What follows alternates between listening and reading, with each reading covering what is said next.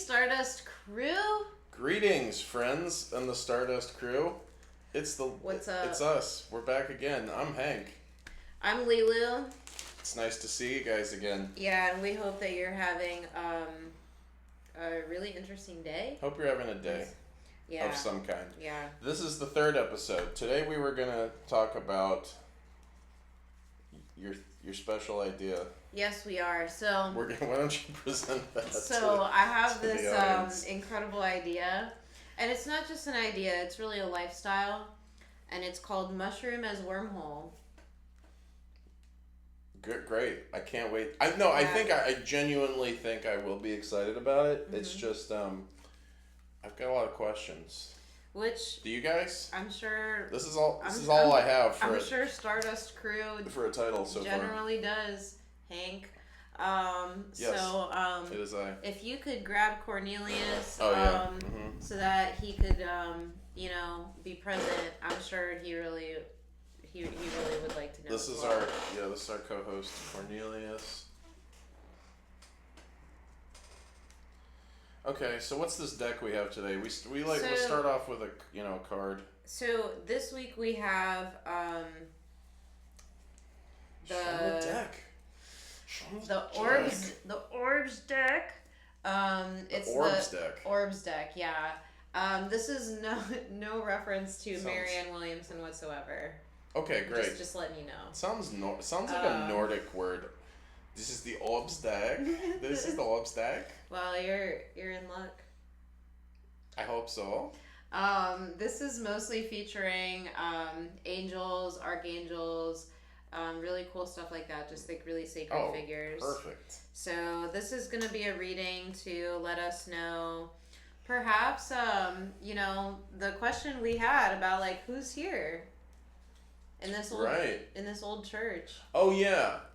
We're in a historic church building. I have no idea what denomination. That's what we're trying to find out. Yeah, so maybe this will give us some guidance. That's a question we'll answer today. Yeah, that's a good point. All right, you got a card you like? Yeah, so let's check it out. Okay, great. All right, so wow, okay, we've got a seraphim. Okay, so, show the audience, please. So this is card number 12. Wow. Number 12. For anybody that's into... It's a pretty sacred number right there. For sure. The Seraphim... Seraphisa. Great. The Seraphim Center is literally down the road there. Have you ever been there? I have. I have not. Are you going to take me? Yeah, I'd love to. Great. And that's super interesting because one time I got a numerology reading there. Perfect. By Numerology Joe. It actually was really intense in the best way. Numerology Joe? Yeah, great alias. Yeah, I know, right? Yeah, they were really emphatic. They're like, you're here on a good day. They're like, Numerology Joe is usually not in town. Wow. His reading was really I have no idea. I can't even like really direct you. Can't speculate. Unless, you just... you know what you know. Right. That's what my AP chemistry teacher, Mr. Salon, used to always say. Oh, yeah? You know what you know what you know. And he wasn't wrong. But, Hank, I just wanted to mention that if you do happen to be into numerology, I do think it's interesting because, 1 and 2 is 3. Oh, so Jesus. as much as you put credence into that, this is episode number 3. Just saying. But in terms of the Seraphim Seraphisa, if you all were able to see in the image... It's the one after 1 and 2. Listen. You're not wrong, spicier. but... The thing I've noticed with numerology is you can just keep going with it. You can be like, it actually helps you realize things about math. But It does, but from a qualitative perspective. Right. Yeah, so... yeah. You were about to make a really great point. No, it's cool. And I was with numerology, just always... Numbers. Always make sure you're grounded. If you're not grounded in the realm of numbers, then nobody's going to have a good time. I stay pretty grounded. Are we seeing the car lights? Well, I didn't wasn't. see them in the window. I wasn't. I'm not seeing it. We need some tall stuff to drive by. What, like a giraffe? I want to see the lights. It's fine. But what I was gonna say is that what this card represents, I don't know how clearly you all could see the imagery, but there are, reeds and plants on here. Show them again. Which represent not only nature, but, agriculture, fostering. Is there an orb in yeah. in the plants and reeds? I heard they have orbs in Casadega. Oh, that's interesting. Yeah, I heard you can take pictures and sometimes you'll capture spirits or orbs. Like spirits are in the form of an orb. I actually have a picture of an orb, and it's of Archangel Zadkiel. And it's part of a photo series I have. It's called Inchworm in the Night. And basically, I was, I don't know if we might be able to somehow put these pictures on the internet to Stardust crew, but I took a series. There are methods. There are ways. I took a series of photographs in the middle of the night. At the last, it was for the same night as the Sturgeon full moon recently, and I saw this inchworm in the middle of the night, and I had a flashlight, so I was taking pictures of this inchworm, and there was an orb in the picture, and then I did a reading, and it was Archangel Zadkiel. So we could always post that up, the Inchworm in the Night series. Sure. So we'll find a way. Yeah. Do you you think I should maybe find a card? Yeah. Great. What does it represent before you pick it? Or do you want me to tell Stardust crew?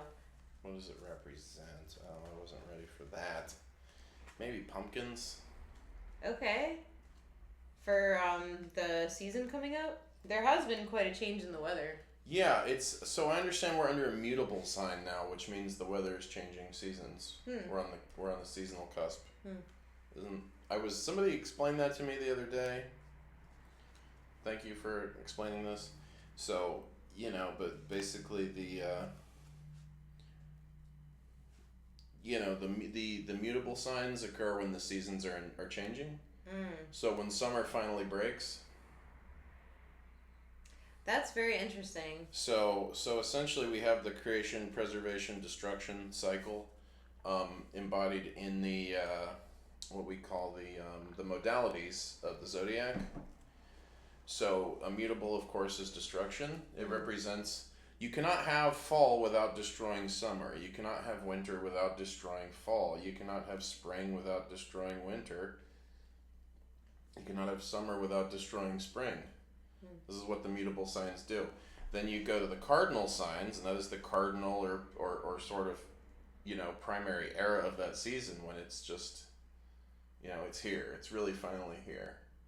You see during the mutable phase, you're seeing some, stuff popping up in spring, but then everything's going, you're like, oh, spring is here. And then fixed is when you're just like, man, will this season ever end? Right? So my friend explained this to me the other day. Maybe we'll have him on to talk about it, but okay. So we have Archangel. Wow, this is quite a bit going on here. We have Archangels Michael and Uriel, a unicorn, and Kuan Yin.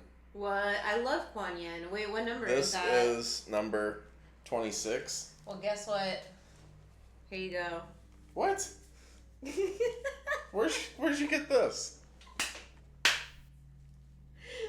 What's going on here? How did you do this? It's a little magic. This is the mentalism show? Is it? What are you doing over there? What's 26 all about? So what this is This is the spirits at work right here. What is going on? And I'm obviously I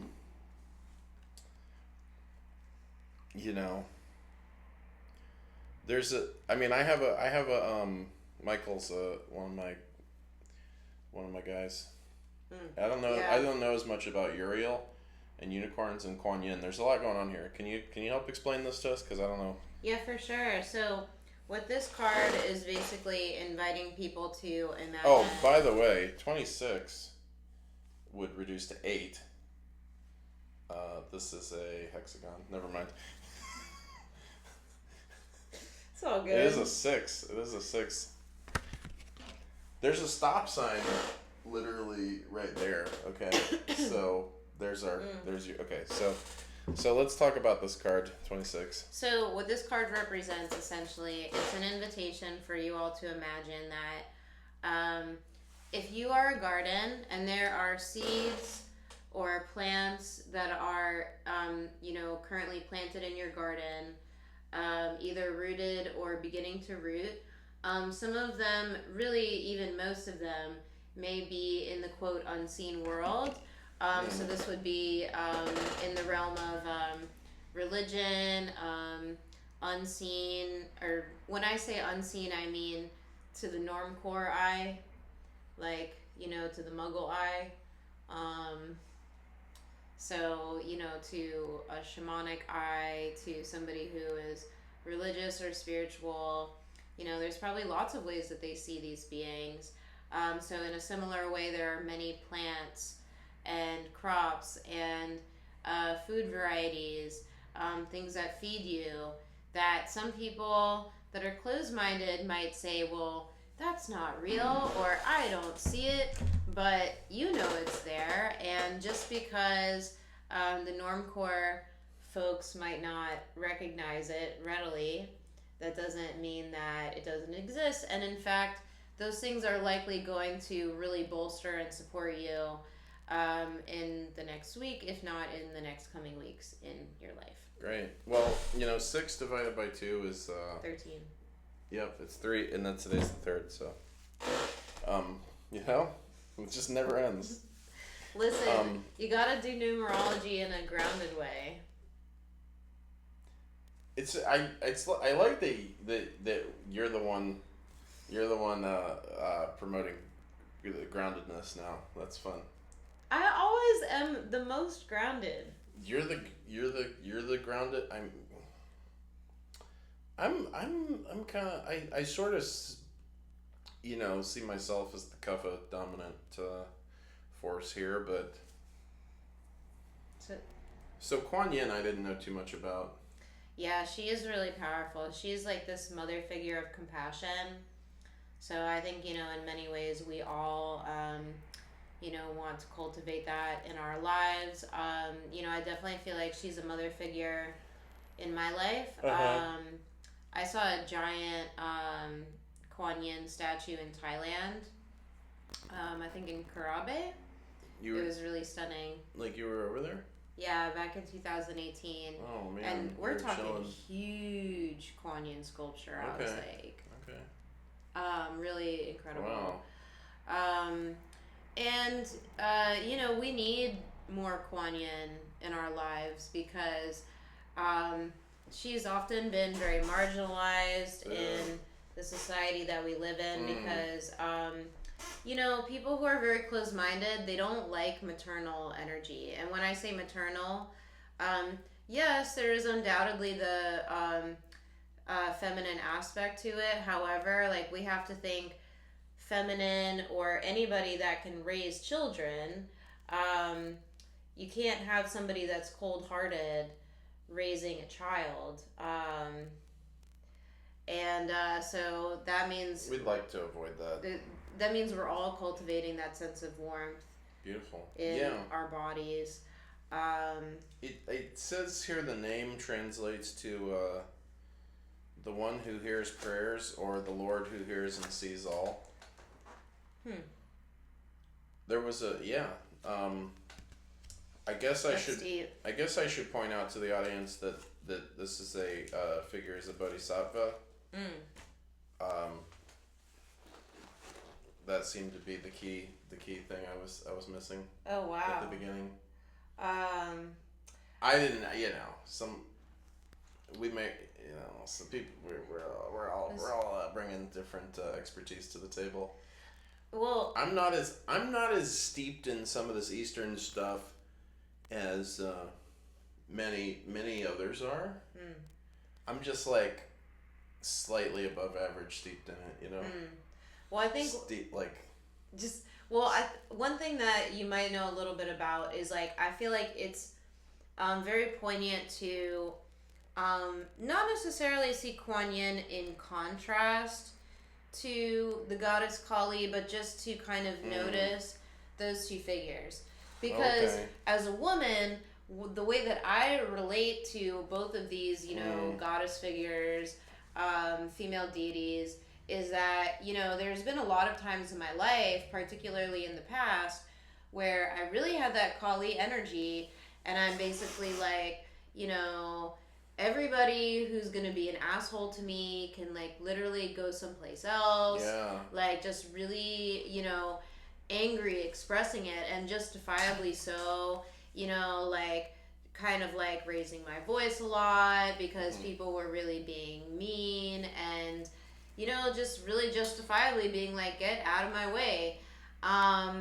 And at this stage in my life, you know, it's not in any way that those methods of communication are wrong, are bad, but I just am in such a tranquil state of my life because, you know, closed-minded people, they just kind of go the other direction, that I haven't had to use my energy in that way.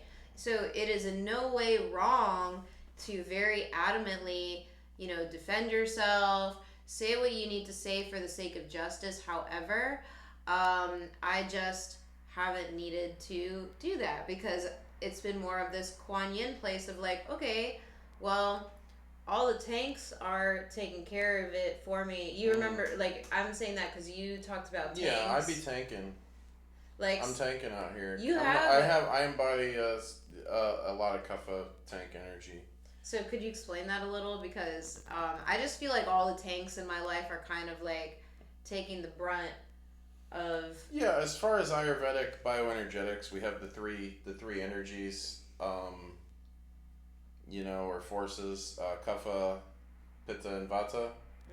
And so, just like in Diablo, in the original Diablo, we had a warrior, a rogue, and a mage or sorcerer, some kind of guy. I don't know what he did. The wizard man. I literally don't remember which term they used, but essentially, you know, the Kapha is the beautiful. Now we get some lights. That's our water and earth, so that's our tank. That's our warrior. Pitta's fire and water energy. There's your rogue. There's your high, little more, little less HP, but we got high damage. And then of course the Vata, our air and our ether or spirit or space, whichever you want to call that. There's our wizard energy. Beautiful. We have probably even less HP. Not a lot in terms of armor, but we have the ability to cast spells, and you know really work with spiritual energy. So. Yeah, the tanks are tanking for you. We got the Kapha, we got those energies flowing, and of course that ties back into our, the Kapha is sort of our fixed signs. You know, the wizard is kind of the mutable sign. The Vata, the wizard, the destruction. You know, the Pitta is the sort of that energy of creation. So that's your cardinal, that's your primary phase when you're just like, and then Kapha, you know, sustains and nourishes. And so that's that dead of summer, that dead of winter, that just is, this season is just dragging on. When will it ever end? Possibly never. Kapha is sustaining. You know, it's fixed. It's the fixed sign. It can be a stubborn energy, but it can be whatever the positive aspect of stubborn is. It can be steady. It can stay the course in the face of adversity, Cornelius. The face of adversity. This is the face of adversity if I've ever seen it. Yeah. Cornelius is menacing. He's a menacing guy. You guys should see him off camera. He can be a real nightmare. It's like seeing a dingo in the night. Yeah, he's generally well behaved here. I do for you guys. He likes you guys. Hank, I do really appreciate your tank energy and the fact that your name rhymes with tank. Hank the Tank. What are you gonna do? That Wow. That's really something. I sort of have Vata as a secondary though, so you should know. I love the lights. I got a little bit of tank wizard stuff going on, and that's the first time I played Morrowind, I sort of gravitated toward the battle mage. This guy had the ability to cast. This class has the ability to cast spells, but they got heavy armor and heavy weapons. Wow, the warrior and the mage, all at once. I do appreciate you bringing that light, shedding more understanding on that. If you want, I could talk a little bit about the unicorn. Yeah, let's talk. Yeah, and do we? How about the archangels? If you want to go into it. I mean, I'd like to. We should just.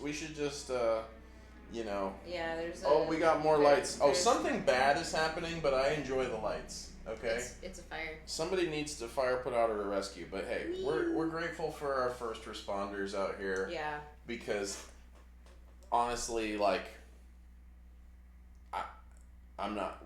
We don't have to respond. That's what they get paid for. It's great. Imagine if we had to go put that fire out.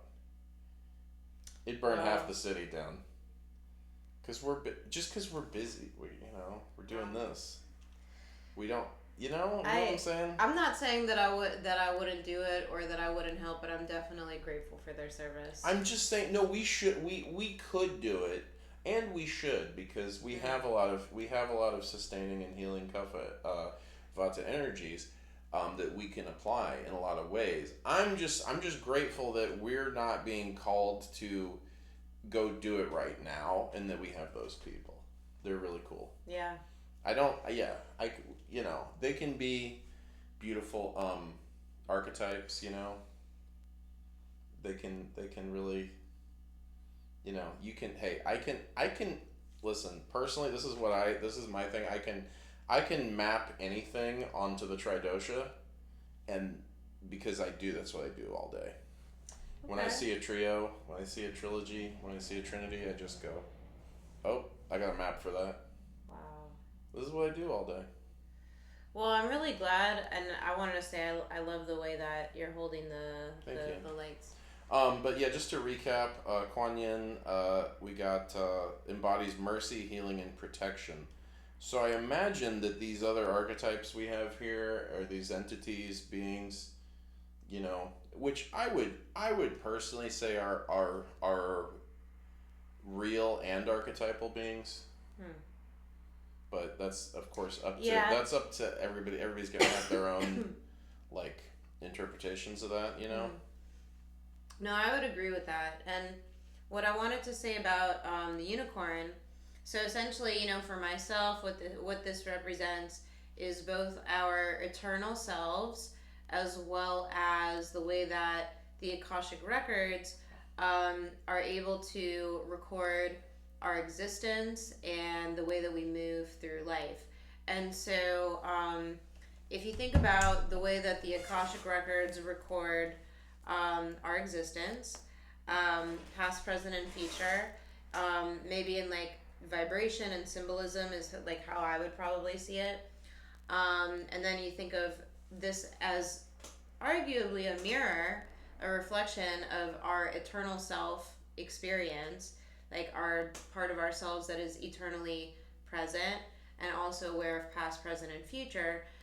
These are hypothetically perfect mirrors of each other, and the Akashic Records is built on empathy for the eternal self. So you have these two kind of equal halves that are reflective of the eternal. And in my experience, unicorns pretty much always come in twos. So, that's just my personal experience. Totally understand if people have kind of had, other situations. But so the unicorns are kind of that reflection of fairy existence and also eternal presence. Does that tie? Does that tie into mercy, protection, and guidance? Protection for sure. And a sort of, a tank, it's a kapha tank sort of energy. Yeah, I would say so. Because I think for it looks like with Michael and Uriel we have sort of complementary roles here. You know. Could you say more? Yeah. But first, I would say, I'd love to know more today's about video Uriel. is brought to you by Polar Pop from Circle K. It stays cold longer. Polar Pop. Only at Circle K. That'd be so sweet. I'm really curious to know about Uriel because I cognitively don't know much about Uriel. So Uriel is the angel of light and wisdom. Wow. And Michael is the heavenly warrior, protector guy, So Michael is more of the tank. Uriel's a little bit more of a sacred wizard in this context. So again, we're getting a bit of Kapha Vata energy in this pair. Healing is sort of like it's a magic. That's sort of a Kapha Vata sort of attribute, the healer, because it's protective magic. So like a healer archetype or role is sort of operates at the junction of those two, right? Because Kapha is protective, but Vata is associated with magic, right? So your healer classes, your priest classes, that kind of a thing, are this hybrid of those energies, right? So, that's deep. Yeah, essentially, they're described as working together to defeat dark forces. Wow. They're Uriel's flame and Michael's presence they're instilling fear in the kingdom of darkness. Wow. By they're out there, they're out there guarding, enforcing God's will and guarding sacred events. So they're just I'm here for it. They're just double teaming the adversity, and the evil forces. Just like Stardust crew. That's right. That's right. We bring that yeah. It's exactly how we work. I tend to bring some of that, that heavenly warrior energy. Yeah. And you're over here with the light and wisdom. And then we really appreciate that. just hit the, so you got the, light, divine wisdom, and revelation, and the weather. One thing I wanted to mention as well is that at some point in this conversation you brought up kind of like the all-seeing presence. Yeah, sure. That's it. With Kuan Yin. So it kind of reminded me of this famous Queen Elizabeth Tudor painting. This is like, the Queen Elizabeth in the Renaissance. The Queen Elizabeth that was known as the Virgin Queen. Even though, pretty much anybody can attest to the fact that it wasn't that she, was chaste. It was like that she just didn't get married. Oh. So I think that's pretty rock and roll in my opinion. I'm here for it. And she had there's this really great painting of her. It's called the Rainbow Painting or the Rainbow Portrait. That's what it's called. She's wearing this incredible shawl, which in my opinion is very shamanic, and it has eyes all over the shawl. It's like an orange shawl and it has these amazing eyes on it all over, and it's supposed to... That's kind of creepy to me. I love it personally. Well, it is. I think it's really trippy and gorgeous. I honestly have been looking to get one of those shawls, but it's okay. I respect your opinion, and it might be good. I don't know. It just sounds. I think if you saw, it sounds like a little much for me, for my taste, But it's okay. I think it's high fashion. It probably is. I'm not arguing with that. Yeah, maybe it takes a certain person to wear it, and she wore it fucking great. Oh, good. And so it's supposed to represent the fact that she was like this all-seeing presence as this righteous monarch. She represented the maternal figure of Great Britain. And was it Great Britain at that point? Or was it just England? in Renaissance times?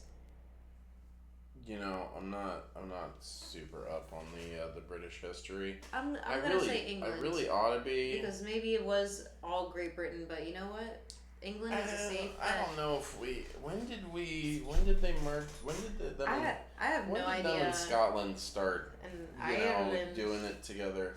Well, so Great Britain is actually the island, the big island. I thought it included Ireland. Like, I mean, I know it's not. Great Britain is actually. I hate to do this to you on the live recording here, but this is something I learned not that long ago, and it's a very. It's just sort of ambiguous to a lot of people, or they just think like maybe these terms are interchangeable. But I happen to be very lucky to see a video that was clarified sort of some of these words. Okay. And the name of the country actually is the United Kingdom of Great Britain and Northern Ireland. That's literally the full name of the UK. Why is that? Because there's two islands, two main ones. There's of course also the Isle of Man, there's Jersey and Guernsey, but the big island is actually Great Britain. So Great Britain consists of England, Scotland, and Wales. That's actually the name of the island, is Great Britain. It's the Great Britain. Ireland is like baby Brit. It's smaller Britain, younger brother Britain. It's the little guy. And then the babies are the Isle of Man, Jersey, and Guernsey. But yeah, that's the big island. So it's because the United Kingdom's 4 primary countries are England, Scotland, and Wales. That's encompassed by the Great Britain part. And then Northern Ireland is over there on the other island. That's why the official name is the United Kingdom of Great Britain and Northern Ireland. Wow, I love that. Yeah, it's just for you guys' that's very geographical enriching. Pleasure. Yeah, just for your culinary delights. For sure. Of the mind. Quick tangent. Yeah, please. So I really like the official motto of the Isle of Man. Oh. Yeah. Tell me about it. In Manx, they say it's something like, I might butcher this. They have their own Gaelic there. Right. Yeah. So it's something like Tle de Lula. I might be saying that not very. Don't trust us to pronounce Celtic languages. And it means. We're not the experts. It basically means like time enough. We're just a couple wizards. Yeah. Well. Woo.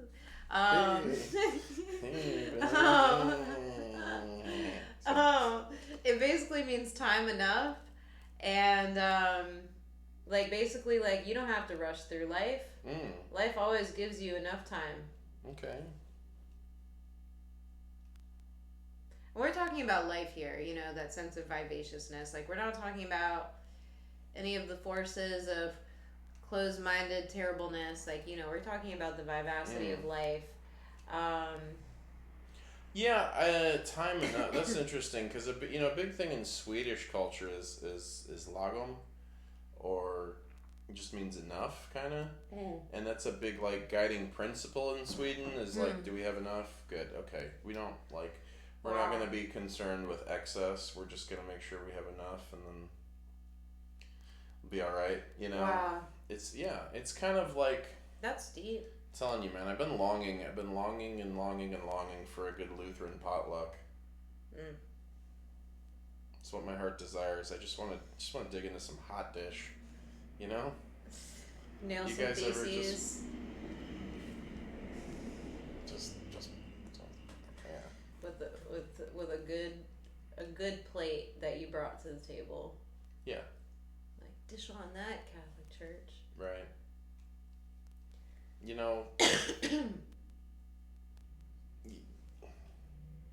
I've never been to a Lutheran service. I actually. have. What'd you think of it? Let's hear your review. It actually was really nice. The pastor gave a really incredible speech, or however you sermon yeah. about angels, actually. Wow.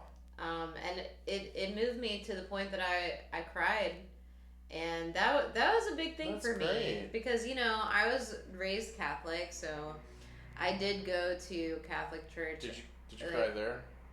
I can't remember. I don't remember crying in Catholic church. I remember praying a lot. If I don't cry in a church service, it probably wasn't that good. No offense. I don't know why this is. No offense. Like this was always like expression. I was always going to Catholic mass like in America, but when I was with my grandma, I don't know why, I never remember the sermons like being in some kind of understandable English. So like they definitely were speaking English, but like I don't remember anything that the priests were saying. I just remember like praying and being really happy about it. You know what That's I mean? Good. Yeah. Well, we should well, here's the thing. You have a little bit of Lutheran experience. I've heard that, of course, the potlucks. Famous potlucks. See, but I didn't know about the potlucks. Well, they're not like all, it's not like after every service. But what I've heard is they really emphasize the gospel. The Lutherans are all about the gospel. The preaching tends to be a lot of like, hey, you're saved. You're saved, dude. Like, let's go. We're all saved. This is great. Like, just tick the box. You got salvation. Great. Wonderful. Little bit of a different tack than the Calvinist approach. And then number 2, they say the Lutherans have the best music. I believe it. Because the Lutherans have Bach and Handel. What? Like, what do you... It's over, you know? Too hot to handle. I went to a Presbyterian church and they were playing like was it like there were 2 pieces in the service by Leonard Bernstein. I was like, okay. I guess that's they were good. They were good. They were nice pieces. It was it was really interesting. It was a good time. But you've been through the Catholic machine. I have very limited experience with it. You've been to Lutheran. I have not been to that. Have you been to any Anglican or Episcopal stuff? Maybe Episcopal, but not 100% sure. Don't think I've been to Anglican. Okay. But you were recently saying you're like pretty into Anglican. I've got glowing reviews for this denomination. That's basically the same denomination. We had a little thing called the American Revolution, or the Revolutionary War of the colonies in the Americas. And so, our lovely ancestors who were going to the Anglican Church, to the Church of England, they had to kind of, the colonies were revolting, and it wasn't like a fun time to be like, fuck yeah, Church of England. So they just changed the name to Episcopal, but it's the same church. Oh. So and people might think this is the other way. Sorry for saying a bad word. Just came out. And no problem, Hank. No problems here. This is Stardust Crew. Thank you for supporting me in my darkest hour. Look. I'm surely getting canceled for this today. Dark. I'm as dark as soil in the way that I love life. That's nice. Thanks. So the Episcopal Church is actually the mainline Anglican denomination in the United States.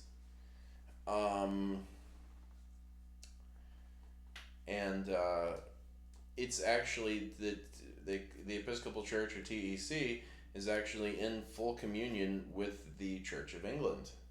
Oh, wow. Yeah. Whereas the Anglican denominations in the United States broke away from the Episcopal Church for various reasons, and they're not in communion with the Anglican Church of England. I recently learned that in Scotland, The Church of Scotland is not Anglican. Really? It's Presbyterian. Official Church of Scotland is Reformed. Presbyterian Church. The Presbyterian Church literally like traces its ancestry to Scotland. It's like there's also Dutch Reformed, which they're in communion with. There's a couple of Reform. There's some other Reformed churches, but Presbyterian's the main one here in the U.S. and it's actually Scottish in origin. Now, if you are Anglican in Scotland and you want to be Anglican, over there, because being super English, not super popular in Scotland, right? They actually call that the Episcopal Church of Scotland. But the Church of Scotland is a different denomination. You go over to Wales, I think they just have Anglican churches, because I really would like to go to Wales.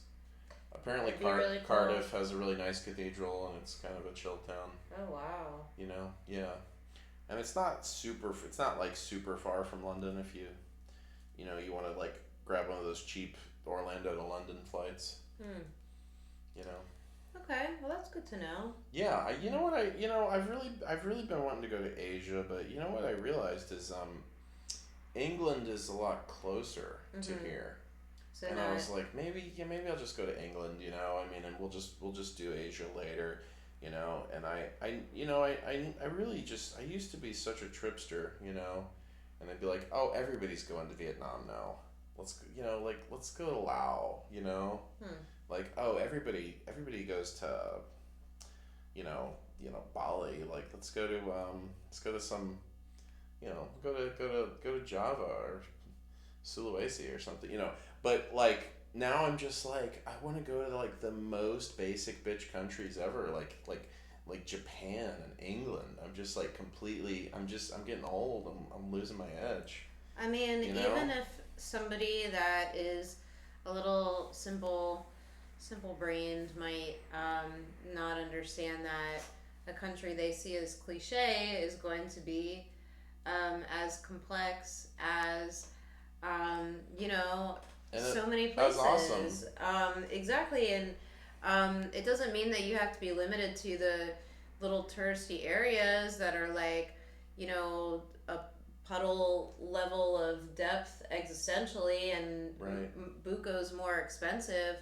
In my opinion, it's so much better to go to the places where it's more culturally authentic, less expensive, and obviously one should go in with not having a tourist mindset, if at all possible. But let's be real, it's always possible to. Let's be real. We are tourists. Like, let's.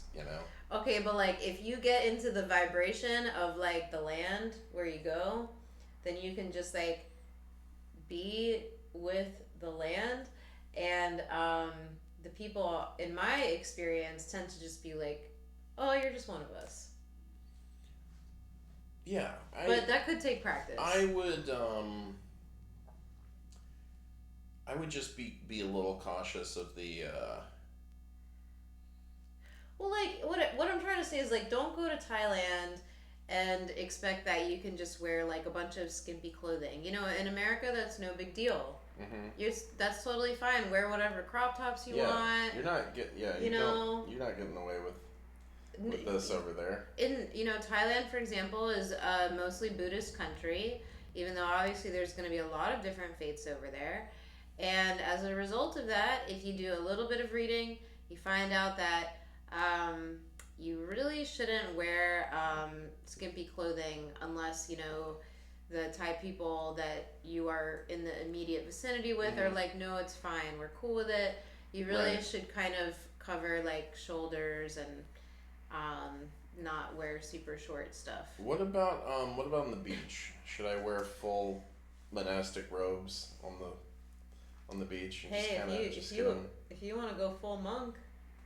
I mean, is that like, should I just get them? Should I just get them wet and change? Just do the laundry later, or? I mean, and also like if I just want to get my feet in the ocean, But should I just like,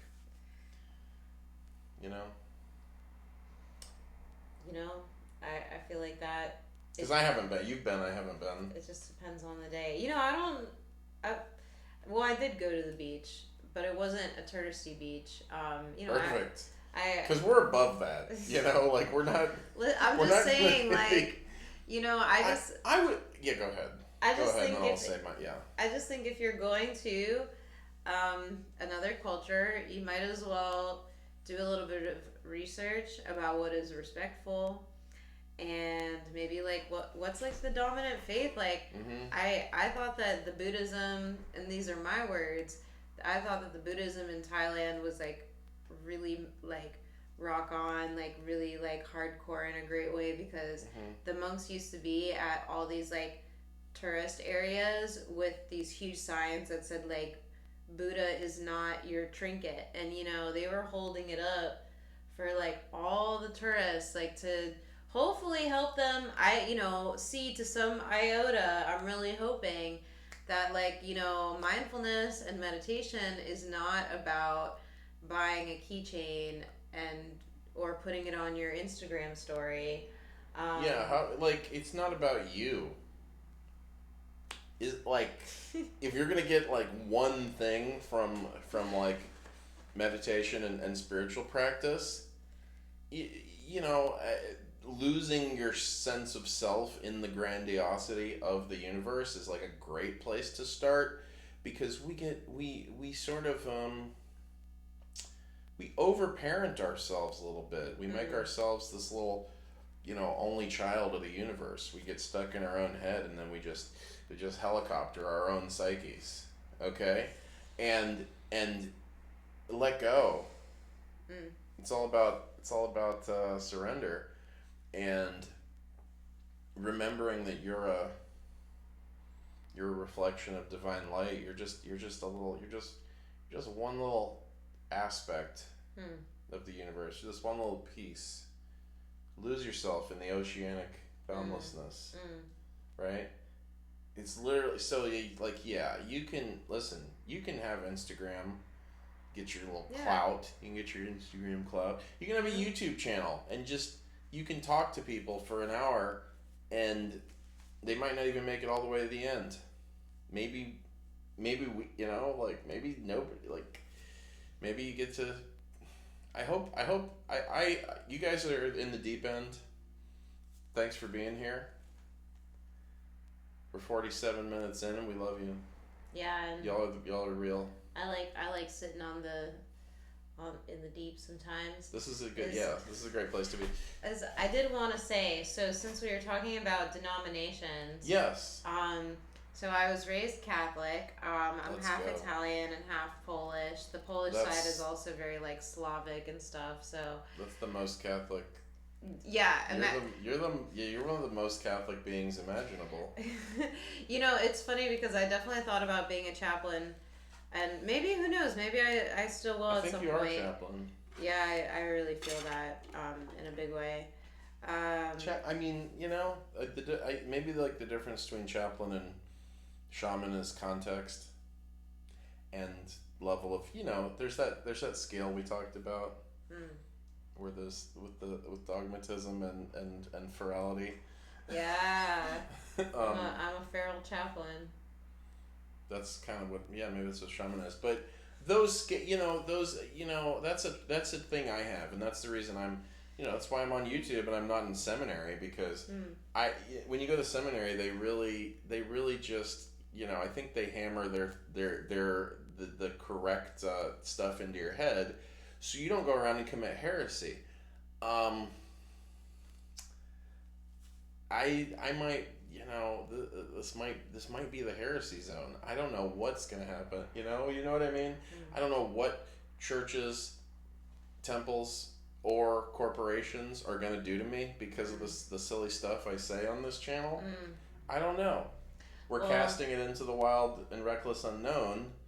But again, that's why I'm here on YouTube and I'm not in seminary, because I just like to talk about stuff and explore and ask the questions and try to answer the questions I wasn't allowed to ask. And Yes? Sorry, I want to let you finish your thought. Go ahead. Well, I just wanted to mention, in the words of Andy Milanakis, I have peas on my head, but don't call me a pea head. Well, I got hair on my head, but don't call this heresy. I know, that was a real millennial reference, wasn't it? Woo! So... It's a little bit of a reach, but... Listen, I can reach, but I don't have to stretch. So, with Catholicism... you're okay. So, going back to Italian heritage, so if we go even... No, it's all good. If you look at that side of the family, it's like Italian, Aegean, like probably some Turkish, and it's like, I know, like it's like, oh, it all makes sense now. Did we have Turkish tea at your house at one time? We did. Good. I'm glad we did that. Maybe it's very special. It's just... Go ahead. It is special. It's a very special type of tea.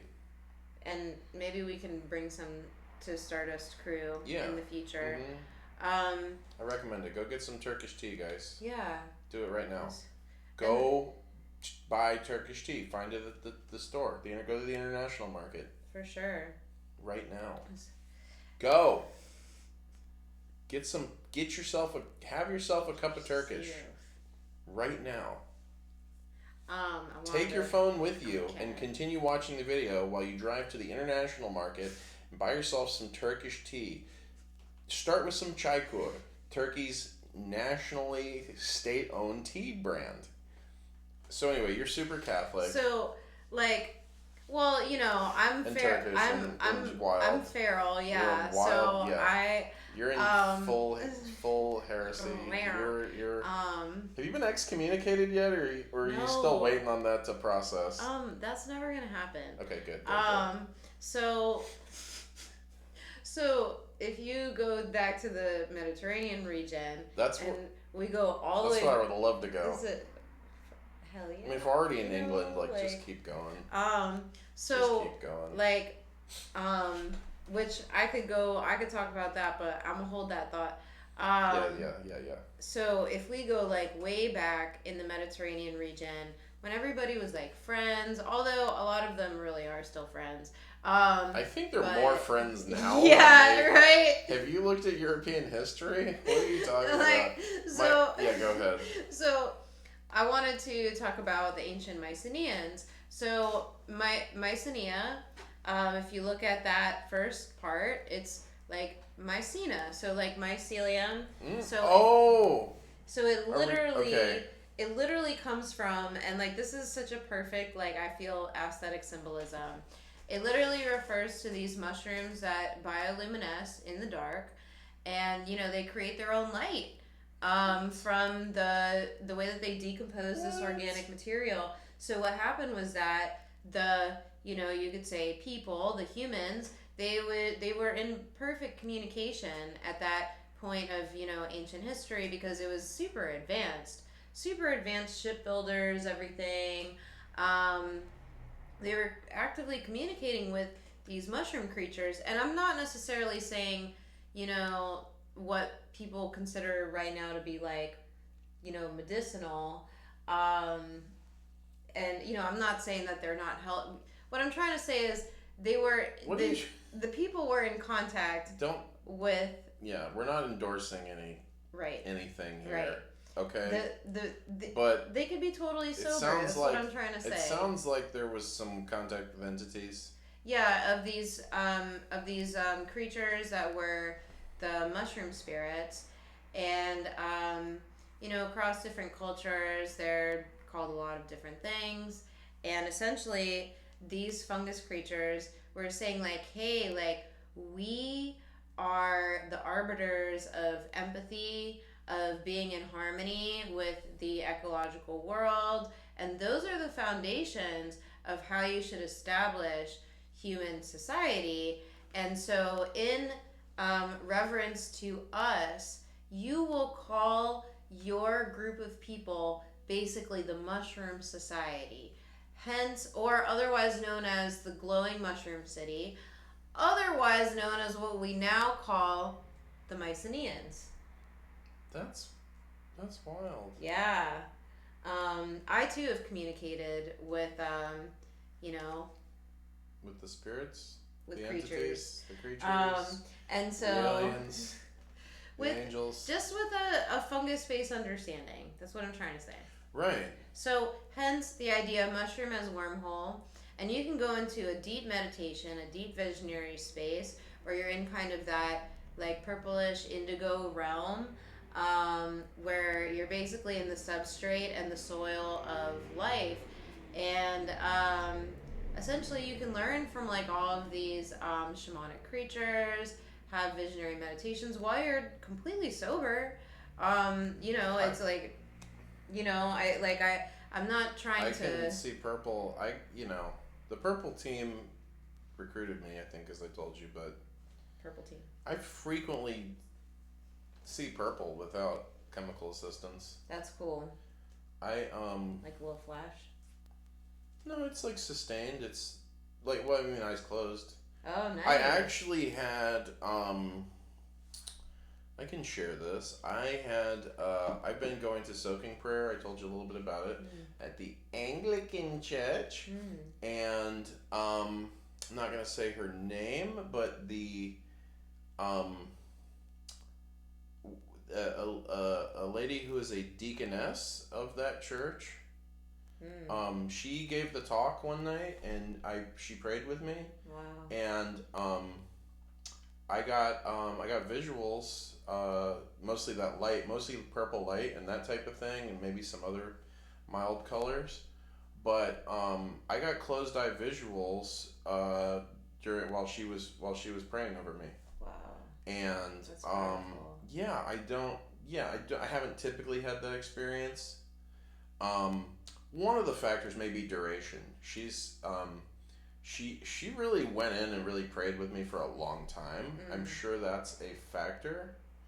But yeah, I mean,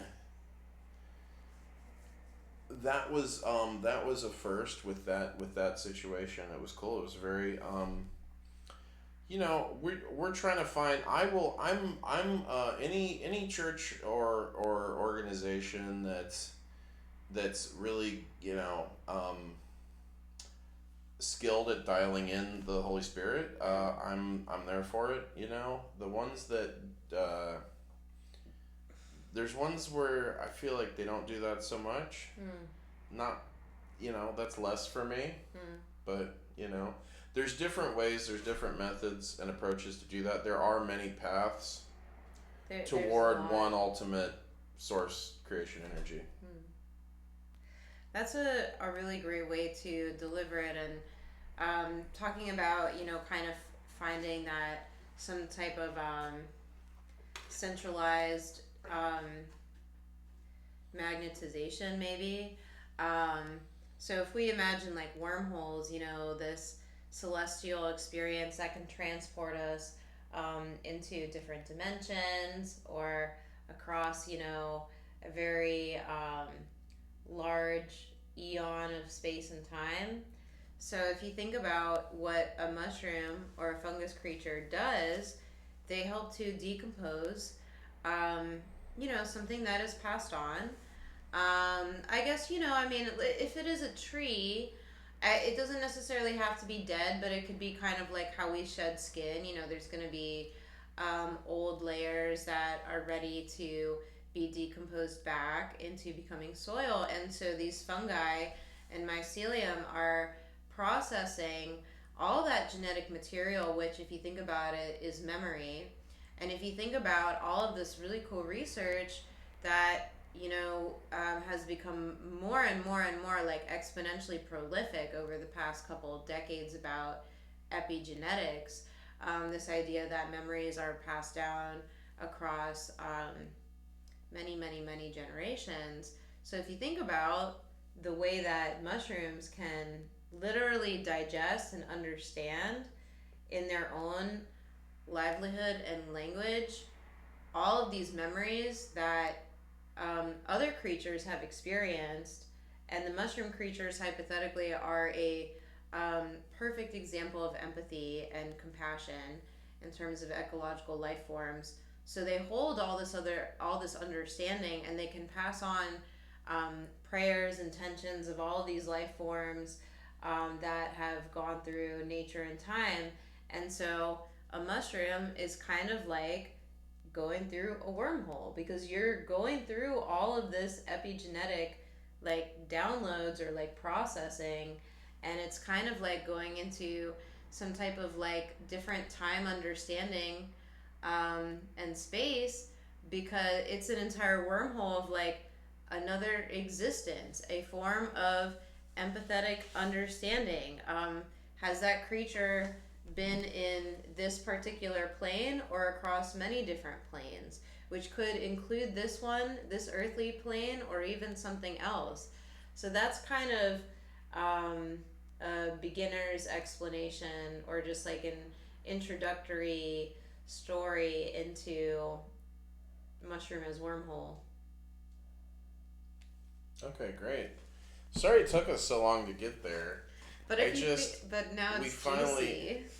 Yeah, and it's really juicy, and I can always go into more detail in further episodes. I'm gonna have to watch this whole episode, see how we build to that, and get the recap of that from you. I mean, if you think about it, it's a pretty great crescendo, because we're like doing these like little mini windows into different denominations, right? And it's like building. And we kind of put the side quests up front into Mushroom as Wormhole. Yeah, exactly. Do you know about the sacred mushroom and the cross? No, Joe Rogan has talked about it a lot. What's the name of the guy? I wish I remembered the name of the guy. There's a man who wrote it. John. It's like, it's not Giancarlo. It's John. It's it's not Giancarlo Esposito. It's not that. Although that guy's the guy's like Brazilian, right? And I don't know. Nobody says his name. We're horrendously bad at saying Portuguese. In the Anglosphere.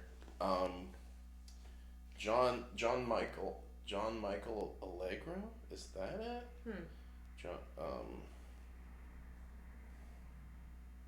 John M. Allegro, I think it is John Michael Allegro.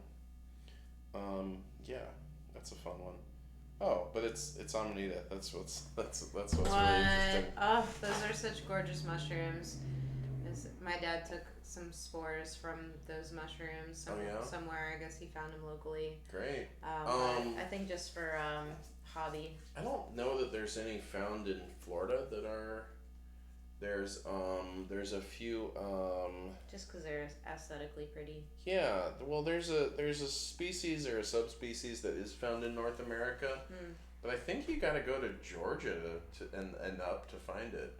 I don't think it's in Florida. That's interesting. And they tend to be a little spicier than the Muscaria classics from Eurasia.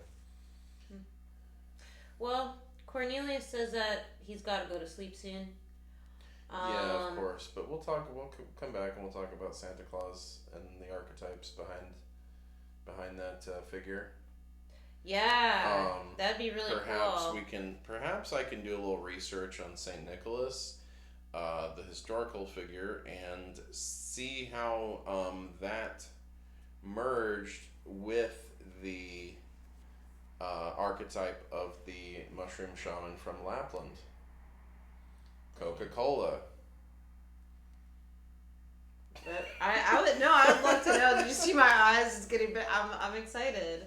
Candy canes. What? Okay. Red and white. Christmas. Good times. Red and white. And then if we have time, we could talk about element number 28. Nickel. Comes from Old Saint Nick. Okay, great. Yeah. 28. Wonderful. Well, Hank. Oh yeah. You about to? We're ready to. We're gonna wrap this thing up. I mean, I get just like a Christmas present. Yeah. So if I were to put a bow on top, I would just say that You know, I think we could imagine as many unicorns to inhabit um, this earthly plane as possible. And if y'all feel called to as well, imagine, I mean, just a whole, like if there was like a unicorn nebula that we all just collectively helped bring together, that sounds great. Yeah. Do you want to give him one more card real quick? Just a very quick. What do you think? Okay, so use the intuition there. Get him something good. For sure. And so this is an opportunity to close out our journeying and adventure storytelling of the mythology of today. So so let's check out this card, and I haven't flipped it over yet, but what it entails is how to cultivate society in a way that represents the collective family. So how to preserve many generations in a really healthy way. Oh, wow. Okay. Oh, cool. So we have Archangel Zadkiel, which I mentioned. That was the angel I mentioned with the inchworm in the night. Oh, jeez. Archangel Zadkiel's energy moving towards the sun to absorb some of the energy. Wow. And this is card number 38. Well, that's interesting because he's associated with mercy, freedom, benevolence, and forgiveness. That's just wild. I like that. I think freedom and benevolence particularly resonate with me right now. Yeah, and his name means God is my righteousness. What? Like, what's up with that? Or, righteousness of God. So, I mean, that's lit, right? I mean... Man, I mean, if Zadkiel is cool with inchworms, I think that's a good sign. It's really interesting. He's sometimes identified as the unnamed angel who interrupted Abraham's sacrifice. Really? And if you look at early Judaism, that's really what characterizes it as a faith, is the rejection of child sacrifice. That's really a core belief that really set it apart from a lot of these religions or cults that existed in that time. That was a very common practice in the cultural landscape at that point. And Abraham was actually, called by Yahweh to end that practice, to like, and in fact he has him cosplay it, and then at the end he sends possibly Zadkiel to be like, no, don't do it. Like, I know this is your culture, but like, it's a little much, don't you think? Whoa. Sacrificing your own offspring, that's a little, right? That was the cultural context through which Judaism emerges and sets itself apart largely from these other, these other different religious practices within its cultural context. That's extremely historic. Interesting. It's historic, yeah. So that's a wild guy to draw there. If you look, it's like a little hobbit area. Is there? I thought I saw a flamingo. I think it's just a tree illuminated by the sun or something. Archangel Zadkiel's energy moving towards the sun to absorb some of the energy. Number 38. Sounds kind of tankish. Kind of reduces to 11, which is 2. I don't know what that... Well, I did immediately notice the number 11 because 11 is a big number in my life. Oh, good. Well, it's like one short of perfection, 12 is a complete cycle. Let's just it's a 3x4 matrix. So, we could call that the tridosha, multiplied by the 4 elements. Is it 12? We see a lot of 12s out there, We have months of the calendar. We have sort of the Native American stages of life. We have the signs of the zodiac, and the how those move us through the seasons. Wow. And yeah. Sorry, and my leg was falling asleep. Oh, it's all right. It happens. But yeah, it's a classic 4x3 matrix. I mean, who doesn't love that? it's a beautiful little, thing there. That's very, very interesting. Purple light, and it's interesting he's associated with the purple light ray, too, and as well as Jupiter, our protector. I do love Jupiter. I saw a very conservative little type of sermon, and the guy was going on about how Jupiter actually absorbs all the stuff that could hit Earth. Jupiter's gravitational field actually grabs a ton of it and protects us from it. That's so real. And so it's no surprise this guy's, at the top of the pantheon. I mean, it's literally like, that's our protector. That's a god of the thunder and the lightning and the power and the protection. It's kind of a Relampago. It's a junior father figure. Well, on that note, yeah. Thank you all for coming. Thank you. And thanks for doing the Cornelia. Sorry, never mind. We'll talk about that later. Yeah. We'll get. Thanks for making sure Cornelia's got some lines. Is all I'm saying. Yeah. And I'm sure we'll talk more about Cornelius's potato family. Yeah, of course. The entire potato lineage. 26, 38, and 12. 12. Thanks, Stardust crew, for being here. Thanks for watching. I hope everybody has a really magnanimous day. Please do. And stay Nebbioli. Stay dusty. Stay starry.